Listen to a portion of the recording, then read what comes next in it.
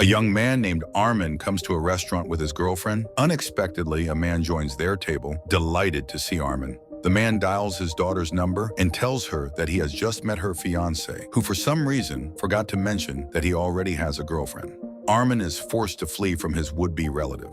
Meanwhile, another young man, Tursun, returns home where his wife Alona is waiting. He announces that he has bought a gift for their wedding anniversary. Alina rejoices, hoping that her husband has bought a car. However, it turns out to be a washing machine. Disappointed, Alina sinks back onto the couch. Suddenly, her husband notices that their shared stash of savings is missing. Alina explains that she spent the money on a dress and mentions her friend, whose husband gave her a trip to Europe for their anniversary. She then orders Tursun to take out the trash. At the same time, Armin calls Tursun. Tursun pretends in front of his wife that his friend is incredibly jealous of their purchase and asks Alina to cook something for them. However, Alina again brings up her friend's husband, who spends his time meeting friends at a cafe. Frustrated, Tursun goes to take out the trash and finds Armin hiding between the dumpsters. Armin hopes to lay low at Tursun's place, but remembering Alina, Tursun suggests they go to a cafe instead. The friends flag down a taxi, driven by a prankster named Tima. After negotiating the price, the trio drives away from the house. On the way, Armin recounts the encounter with the father of one of his girlfriends, who, unlike Armin, was planning something serious. Tursun advises his friend to settle down.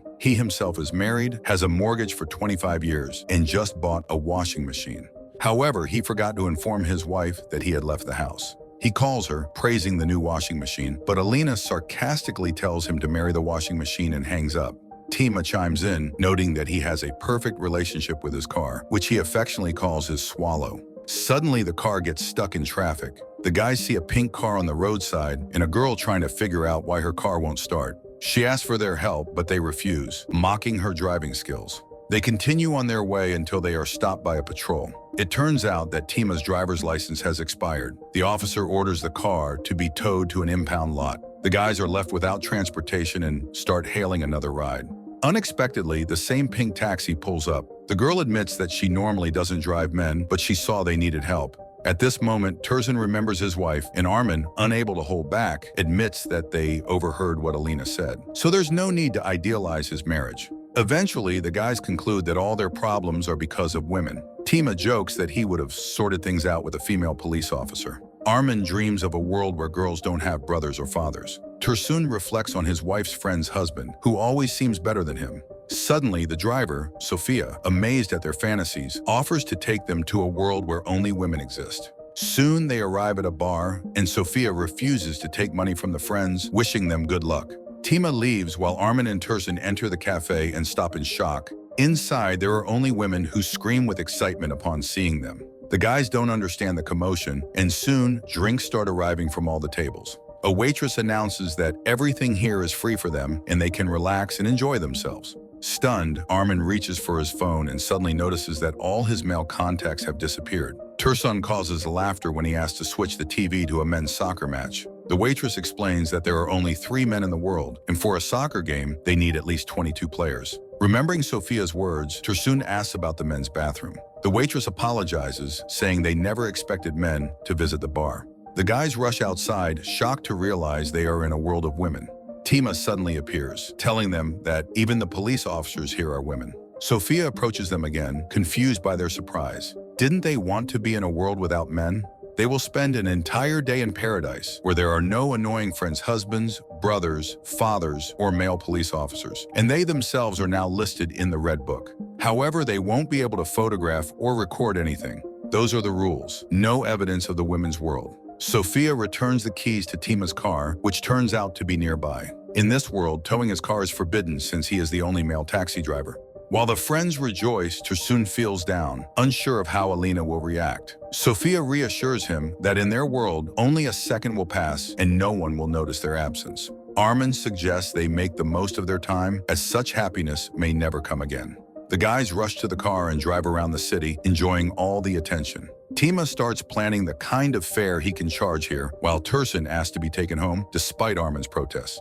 Suddenly, they are stopped by a female police officer who treats men quite sternly. She orders Tima to get out of the car, but as he complies, she suddenly kisses him and runs off, apologizing for abusing her position. The trio ends up at a club where they party hard, reveling in the attention. Unexpectedly, a waitress whom Armin had flirted with earlier refuses to get acquainted, which stings his pride. When he insists, she explains that he's too arrogant and self-absorbed, then wishes him a good evening. Tursun cheers up, happy that even in this world, women like her exist. The guys continue dancing and drinking until a security guard asks Tima to step outside, saying someone is waiting for him. Surprised, he goes to the door and sees Olga, the police officer. Pretending not to know her, he hides and returns to the others, reporting that the traffic cop has tracked him down. Tursun eagerly supports the idea of leaving the club, desperate to get home. Armin insists they drop off their married friend and continue partying until morning. However, when the waitress brings the bill, it turns out to be huge. The rule of the club is that while the men drink and eat for free, they must pay for the women's orders. Armin suggests they stay until morning, when their 24 hours will expire. But at that moment, they see men all around them. Horrified, the three rush outside where Sophia is waiting. She reveals the main condition of their visit. Throughout these 24 hours, the men cannot refuse any request from women. Otherwise, they will be trapped forever in a world inhabited only by men. They had one chance to make a mistake, and they already used it. The guys empty their pockets, scraping together just enough cash to pay for their evening at the club. Tima then sees Olga standing by his car. She invites him for a ride around the city, and he cannot refuse. In the morning, they part ways. Meanwhile, Alina offers Tursun any breakfast he wants, saying she's ready to do anything for her lucky husband. She suggests hosting a dinner for him and Armin, knowing it will please her husband, and then calls Armin, inviting him and asking him to bring some spices. Armin reluctantly agrees. However, when he steps outside, an elderly woman asks him to help carry her bag to her apartment. Armin has no choice but to comply. At the same time, Tima hears a radio advertisement inviting people to a fair and switches it off, since the announcer is also a woman. Suddenly, he notices the women around him begin turning into men. With horror, he realizes he must comply with every request. Meanwhile, Armin prepares tea, does laundry, and mops the floors for the elderly woman. Tursun, on the other hand, is enjoying a delicious meal prepared by Alina. He begins coming up with playful tasks, and his wife eagerly brings him slippers, tidies up the apartment, and even pretends to be a puppy. However, when he tries to photograph her, his phone shuts off. Alina takes his dissatisfaction personally and gets upset. Tursun consoles his wife, asking her not to make any requests for the rest of the day. She agrees, but immediately suggests going out somewhere since they rarely leave the house. He has no choice but to agree.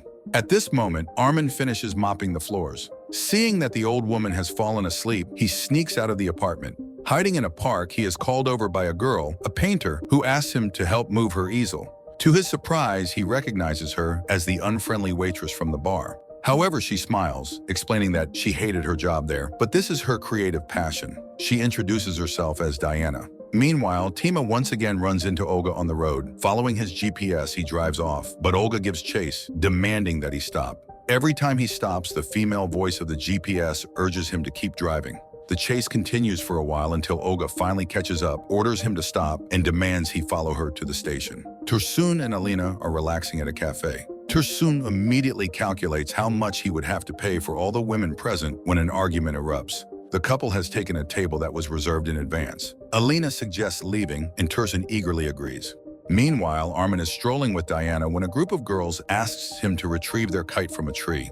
Climbing up, he manages to retrieve the toy, but falls. Diana takes him to a cafe. They relax, talk, and seem to fall for each other. Suddenly, Diana begins to flicker, and Armin remembers the spices.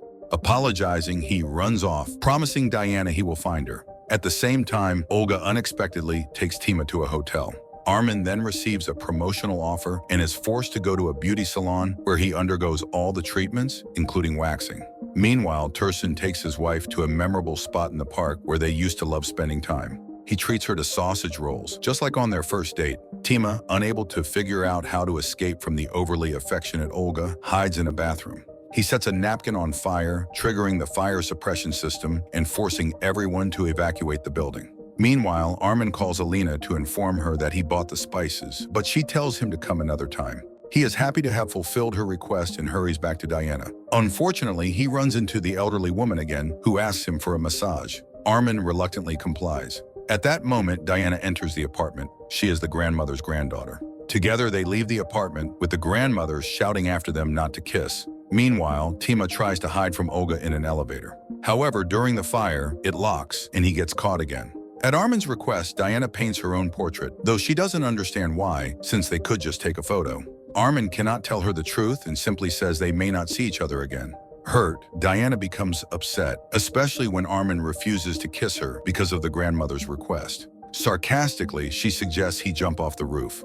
Armin stands on the edge and asks her to stop him, but Diana remains silent. Suddenly, a little girl from below screams and begs him not to jump, saying she has already learned her homework, which mentions there are only 3 men in the world. Armin gladly complies and explains to Diana that this is part of the rules of the game. However, she only hears the word game, feels insulted, and leaves. Armin takes the unfinished portrait with him. The guys meet up and discuss their day when Sophia arrives. She explains that only those who were in her car can return to their world. Suddenly, Armin hijacks Sophia's taxi and speeds off to find Diana, determined to take her instead of Sophia. The problem is, he doesn't know where she lives. They arrive at the grandmother's house and she leads them to Diana's place. However, Diana refuses to open the door. The grandmother shouts up to her window, praising Armin, but Diana insists that it was all just a game. Armin pleads for her to believe him, but she refuses to leave. The guys return to Sophia, who refuses to take them home and plans to leave alone. Armin apologizes, explaining his reasons, even offering to stay in this world forever. Sophia remains unmoved. Only when the guys fully repent does she agree to take them back. The taxi drives through the city, and at some point, they return to the normal world. The guys thank Sophia, but she pretends not to understand what they're talking about. Just then, they respond to a request from another female taxi driver, asking them to help push her car. Tursun buys flowers for his wife and heads home, while Tima hugs a passing traffic officer. Armin begins searching for Sophia in all the places they visited in her world, but without success. Later, Tursun sells the washing machine and takes his wife to the park. Armin visits Diana's apartment, but another woman lives there with her very jealous husband. Meanwhile, Tursun treats his wife to sausage rolls and gives her tickets to Paris. Tima retrieves his car and suddenly runs into Olga, who strikes up a conversation with him about his beloved car. The two find common ground. Armin, however, goes to an art school to have Diana's portrait finished. To his surprise, he sees Diana herself. They meet again for the first time and become a couple. During the credits, Tima takes Olga to a hotel, but this time he is wearing a police uniform, determined to tweak a few of her memories. The film's positives include stunning views of Astana and many beautiful women on screen, though, unfortunately, the humor falls flat.